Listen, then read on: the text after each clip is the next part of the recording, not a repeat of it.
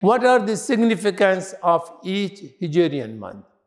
Allah says in the Quran, there are 12 months in a year. Muharram is the first month.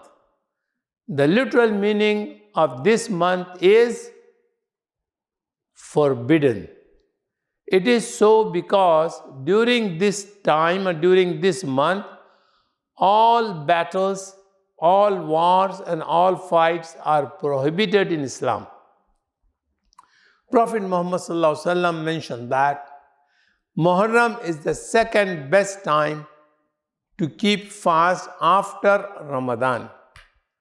Prophet, peace be upon him, suggested that Muslims should fast either 9th and 10th of Muharram or 10th and 11th of Muharram, because Allah will forgive the previous year's sins of a person.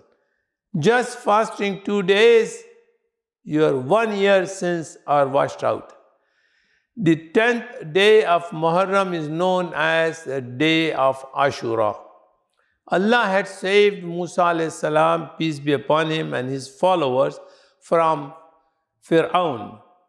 The people of Bani Israel, along with Pharaoh, were drowned in the Red Sea.